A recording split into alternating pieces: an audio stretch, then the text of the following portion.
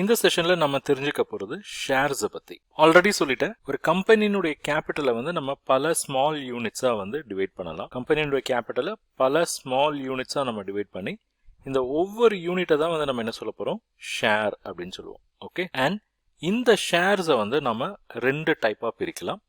ஒன்னு வந்து equity share, இன்னொன்னு preference share. First preference share அப்படின்னா என்னன்னு சொல்லிடுறேன், தென் ஈக்விட்டிக்கு வர. ப்ரிஃபரன்ஸ் ஷேர்ஸ் அப்படின்றப்ப அந்த பேர்லயே ப்ரிஃபரன்ஸ் அப்படின்னு இருக்கு.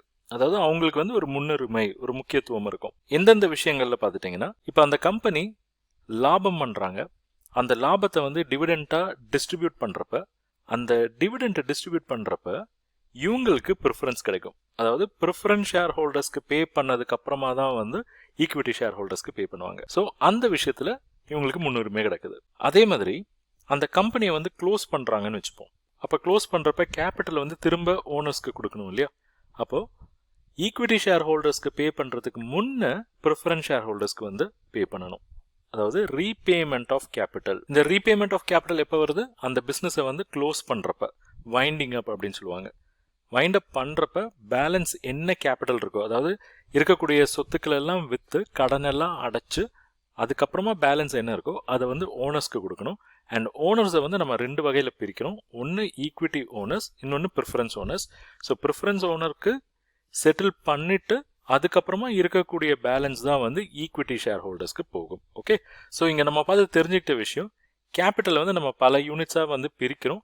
அந்த யூனிட்ஸை தான் வந்து ஷேர்ஸ் அப்படின்னு சொல்கிறோம். அந்த ஷேர்ஸையே வந்து ஈக்விட்டி ஷேர், ப்ரிஃபரன்ஸ் ஷேர் அப்படின்னு பிரிக்கிறோம். எல்லா கம்பெனிக்கும் ப்ரிஃபரன்ஸ் ஷேர் இருக்குமா அப்படின்னு கேட்டால் இருக்காது. ஏன்னா ப்ரிஃபரன்ஸ் ஷேர் இஷ்யூ பண்ணுற ப்ராசஸ், ப்ரொசீஜர் எல்லாம் வந்து கொஞ்சம் டெக்னிக்கல், நிறைய அட்வான்ஸ்ட் அண்ட் பெரிய கம்பெனிஸ் மட்டும்தான் வந்து அந்த கான்செப்டுக்கு போவாங்க. சின்ன கம்பெனிஸ் எல்லாம் வந்து ஈக்விட்டி ஷேர் அப்படின்ற லெவலோட நிறுத்திப்பாங்க. ஆனால் ப்ரிஃபரன்ஸ் ஷேர் போனால் அந்த ஷேர் ஹோல்டர்ஸ்க்கு என்ன பெனிஃபிட் அப்படின்னு பார்த்துட்டிங்கன்னா, அந்த கம்பெனியினுடைய லாபத்தை வந்து டிஸ்ட்ரிபியூட் பண்ணுறப்ப இவங்களுக்கு வந்து ப்ரிஃபரன்ஸ் கிடைக்கும். அண்ட் அந்த கம்பெனியை க்ளோஸ் பண்ணுறாங்க அப்படின்னா அந்த கேபிட்டலை ரீபே பண்ணுறப்ப இவங்களுக்கு ப்ரிஃபரன்ஸ் கிடைக்கும். ஓகே, அப்போ ஈக்விட்டி ஷேர்ஸ் அப்படின்னா என்னன்னு பார்ப்போம். எந்தெந்த ஷேர்ஸ் எல்லாம் ப்ரிஃபரன்ஸ் ஷேர் இல்லையோ, நாட் அ ப்ரிஃப் ஷேர், அதுதான் ஈக்விட்டி ஷேர் அப்படின்ட்டு நம்ம சிம்பிளா எடுத்துக்கலாம். அதாவது இந்த ஷேர்ஸ்க்கு வந்து எந்த விதமான ப்ரிஃபரன்ஷியல் ரைட்டும் கிடையாது.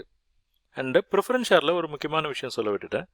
ப்ரிஃபரன்ஸ் ஷேருக்கு இந்த லாபத்தை வந்து டிவிடெண்டா டிஸ்ட்ரிபியூட் பண்ணுவாங்கன்னு சொன்னேன் இல்லையா, அது வந்து ஒரு ஃபிக்ஸட் பெர்சன்டேஜா இருக்கும். அதாவது இந்த கம்பெனி வந்து ப்ரிஃபரன்ஸ் ஷேர் மூலமா வந்து அவங்க கேபிட்டலை ரைஸ் பண்றப்பயே வந்து அந்த ஷேர் ஹோல்டருக்கு ஒவ்வொரு வருஷமும் எவ்வளோ பெர்சன்டேஜ் டிவிடெண்ட் பே பண்ணுவோம் அப்படின்றத முன்கூட்டியே சொல்லிடுவாங்க. ஆனால் அந்த மாதிரியான ஒரு ஃபிக்ஸடு டிவிடெண்ட் எவ்வளோ ஒவ்வொரு வருஷமும் வந்து உங்களுக்கு நாங்கள் டிவிடெண்ட் தருவோம் அப்படின்றது ஈக்விட்டி ஷேர் ஹோல்டர்ஸ்க்கு சொல்ல மாட்டாங்க. அப்படின்னா இவங்களுக்கு எப்படி வந்து டிவிடெண்ட் டிஸ்ட்ரிபியூட் பண்ணுவாங்க அப்படின்னா, அந்த கம்பெனி என்ன ப்ராஃபிட் பண்ணியிருக்கோ அதை பொறுத்து தான். ப்ராஃபிட் நிறைய இருந்ததுன்னா நிறைய டிவிடெண்ட் பே பண்ணலாம். ப்ராஃபிட் ரொம்ப கம்மியாக இருந்ததுன்னா கம்மியான டிவிடெண்ட் மட்டும்தான் வந்து பே பண்ண முடியும்.